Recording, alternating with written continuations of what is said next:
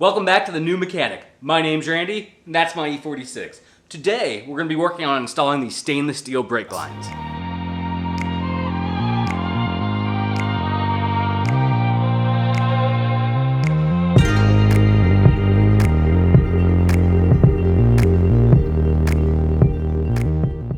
Alright, so we're going to go ahead and start up on the front for no other reason than the back isn't jacked up yet. So, that's why I'm starting here. I don't actually know if there's a process for which one is the right place to start, but when we go ahead and bleed the brake system, that will matter. So we'll have to do that right. So this is the new stainless steel brake line, and has an end like this, and then an end like this. So honestly, it's not too bad. We'll just go ahead and take off the old one, put the new one in, and then we'll move it over to the other side. Then we'll jack up the rear end, take the tires off, and then do the rear as well. So, shouldn't be too bad.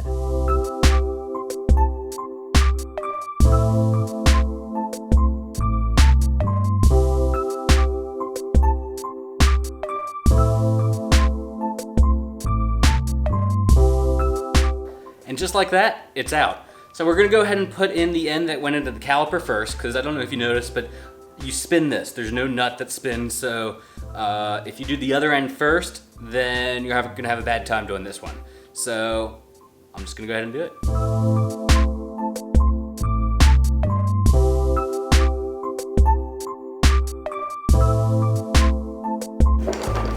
That's it.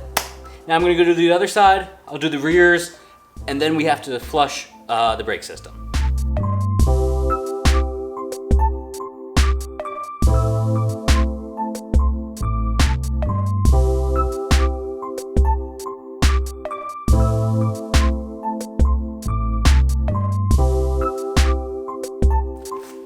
Now onto the back. Yeah.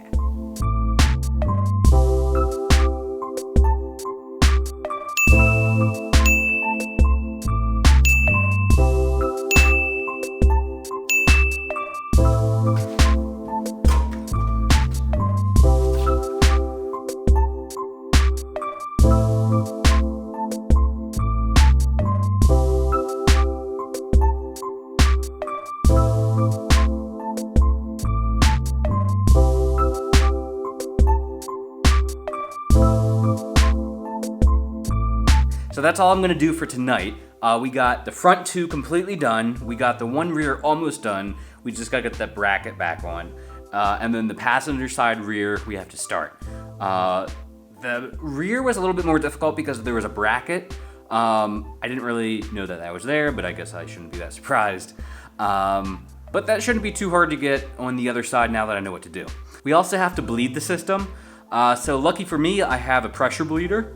You hook it up to the reservoir tank and you pump about 15 to 20 PSI. And then you just go to each of the calipers and open up the bleeder screw and let the air out. So all that you do is you hook a little tube up to it, you open up the bleeder screw a little bit, and you'll see brake fluid just start running out of it. And all you have to do is wait till all the bubbles stop. And then you just go to the next caliper and do it all over again until you have all 4 calipers done. There is a very specific order. I need to look it up for the E46, but I'm gonna go ahead and do that tomorrow. And we're back for day 2. So what we're gonna go ahead and do is get the bracket back on this side, then we'll go over to the passenger side, get that brake line back in, and then we'll go ahead and bleed the system. So let's have at it.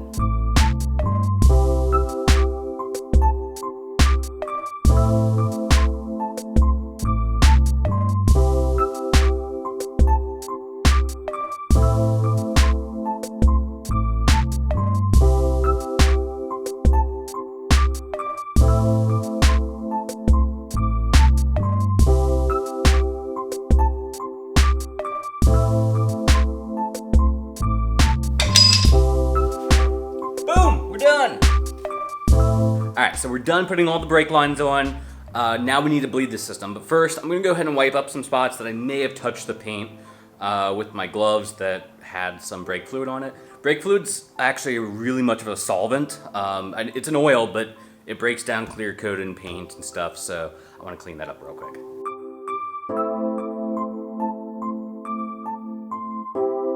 Alright, now we can bleed the system. So, lucky for me, I got a pressure bleeder.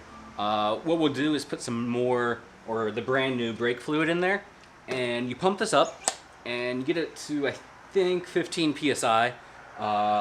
Then you hook it up to the reservoir tank, and then we can go around and bleed all the bleed screws.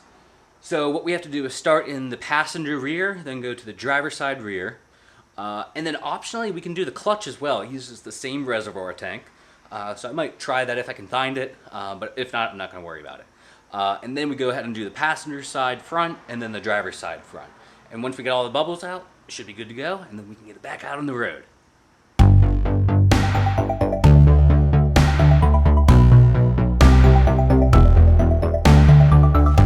Alright, so we got the old stuff out. It is a really dark yellow color. It shouldn't be like that. So we're gonna go put the new stuff in. We suctioned out a lot of the old stuff, and now we can go ahead and top it off.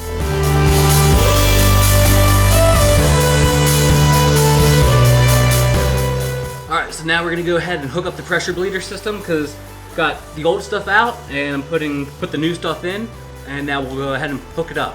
So what's going to happen with this pressure bleeder is it's going to push new fluid in. So this shouldn't run dry, which is very important, because if the master cylinder runs dry, then we have to basically take that out, re-bleed it manually, then put it back in the car. Don't want to do that. So, yeah.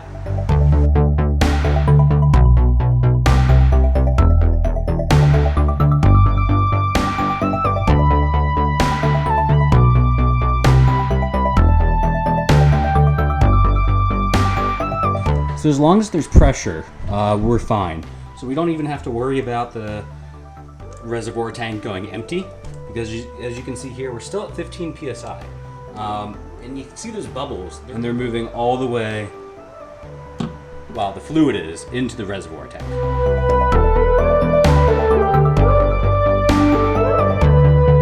The first one's done, so now we're gonna go ahead and go to the rear driver's side and continue that.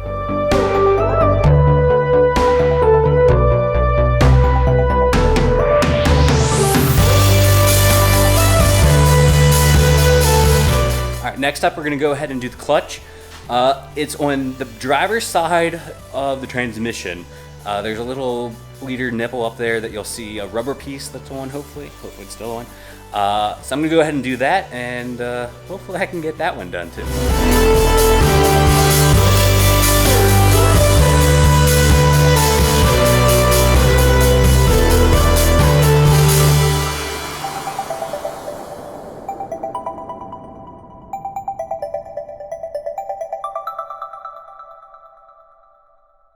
And just like that, we got it done. So we have the whole brake system, all the new lines in, we have it bled, even got the clutch bled, which is kind of cool. I didn't even know the reservoir tank fed the clutch, but hey, it should be good. Now all I have to do is put everything back together. So I need to put the underside together, which is the splash guard, the reinforcement plate, gotta get the wheels back on, and also the one fender liner I had to take out when I screwed up one of the lower control arm bushing bolts. So that should be all good to go. And then on Monday, so today is Wednesday, so on Monday we're gonna take it for inspection. It's also needing a front end alignment, because that needs to be done after we did all the tweaks to the suspension. And we should be back on the road.